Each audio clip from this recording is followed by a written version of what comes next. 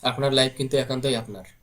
সেই আপনার লাইফে যদি অন্য কেউ এসে ঠিক করে দেয় আপনার ক্যারিয়ার কি, সেটা কি আপনি মেনে নেবেন? অবশ্যই না। তো এখন কথা হলো যে আপনার লাইফে আপনি ক্যারিয়ার হিসেবে কি বেছে নেবেন, কোনটা বেছে নেবেন, সেটা কিন্তু একান্তই আপনার বিষয়। এখানে যদি অন্য কেউ এসে আপনার লাইফটাকে আপনার মতো করে না সাজিয়ে সে তার নিজের মতো করে সাজায়, তাহলে একটাবার ভাবুন তো কি হতে পারে। এই বিষয় নিয়ে কিছু আলোচনা করব। চলুন শুরু করা যাক।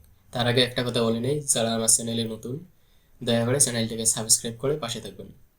বর্তমান সময়ে এসে দেখা যাচ্ছে যে অনেক ক্ষেত্রেই অনেক যুবক ফ্রিল্যান্সিংটাকে তার নিজের কেরিয়ার হিসাবে বেছে নেয়। এই কেরিয়ার হিসাবে বেছে নেওয়ার কারণে কিন্তু সে ফ্রিল্যান্সিং কোর্স করে। কোর্স করার জন্য কিন্তু বিভিন্ন প্রতিষ্ঠানে যায়, এডমিশন হয়, পরীক্ষা দেয়, পরীক্ষায় পাশ করে, পাশ করে দেওয়ার পর দেন স্কলারশিপের মাধ্যমে তারা এডমিশন হতে পারে। মূলত এখানে স্কলারশিপটা কি? মূলত এখানে স্কলারশিপ বলতে কিছুই নেই। এখানে জাস্ট এটা মার্কেটিং প্ল্যান একটা। এখন বলতে গেলে বলে যে অনেকেই যে পরীক্ষা দেয়, মানে পরীক্ষায় পাশ করে, পাশ করার পর এডমিশন হয়, এটা তাহলে কি? এটা তাদের মার্কেটিং প্ল্যান।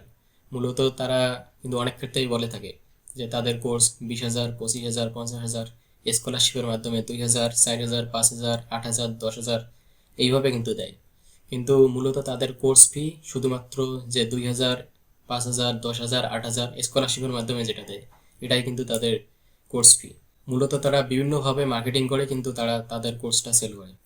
এখন কথা হলো, তারা কোর্স সেল করে ভালো কথা, আপনিও এডমিশন নিলেন ভালো কথা। মূলত এখানে কথা হলো তারা আপনাকে কি জন্য এডমিশন করাবে, আপনি কি জন্য সেই প্রতিষ্ঠানে এডমিশন হবেন।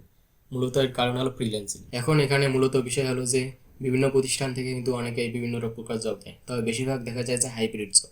এখানে বলে যে ফ্রিল্যান্সিং এর থেকে এখানে টাকা বেশি, এটা করলে লাইফ সেটেল হয়ে যাবে। মূলত আপনি কিন্তু যাচ্ছেন ফ্রিল্যান্সিং শেখার জন্য, কোনো জব করতে না। সেখানে জবের একটাই কারণ, তারা সেল করে তাদের প্রতিষ্ঠানের সেল সিস্টেম বাড়াবে, এটাই কিন্তু তাদের প্রধান কারণ। কিন্তু বর্তমান সময়ে দেখা যাচ্ছে যে যারা ফ্রিল্যান্সিং কোর্স করতে যায় তাদের কিন্তু 1 থেকে 1.5 মাস কোর্স শেষ হওয়ার, মানে 3 থেকে 4 মাস আগে কিন্তু তারা একটা জব দিয়ে দেয়।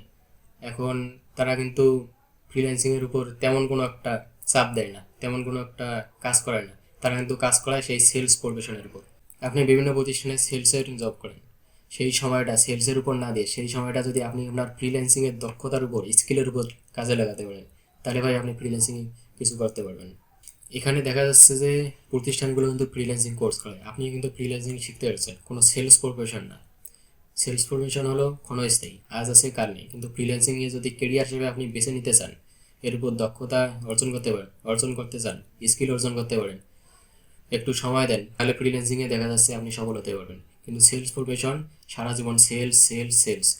কিন্তু আপনারা একটা খেয়াল করবেন, বাংলাদেশে ফ্রিল্যান্সার যতগুলো আছে তার চেয়ে কিন্তু আইটি প্রতিষ্ঠানগুলো বেশি। এর কারণ হলো সেলস, সেলস, সেলস মার্কেটিং। তারা বিভিন্ন প্রকার কোর্স করায়, সেলস করে, টাকা ইনকাম করে, আবার ওই স্টুডেন্টকে ওই প্রতিষ্ঠানের মধ্যে অ্যাডমিশন করায়, আবার জব দেয়। সেই সেলস প্রফেশনের মধ্যে যারা আপনার সিনিয়র, যারা মেন্টর, যারা আপনাকে গাইড করে, তারা যদি সেই সময়টা সেলসের উপর না দিয়ে আপনার ফ্রিল্যান্সিং স্কিলের উপর, দক্ষতার উপর দেয়, তাহলে আমি বিশ্বাস করি বর্তমান সময়ে এসে বাংলাদেশে ফ্রিল্যান্সিং স্ক্যামে পরিণত হতো না। ফ্রিল্যান্সিং একটা জনপ্রিয় পেশা হয়ে দাঁড়াতো, প্রত্যেকটা যুবক ফ্রিল্যান্সিংয়ের দিকে ঝুঁকে পড়তো এবং প্রত্যেক ঘরে ঘরে ফ্রিল্যান্সার থাকতো।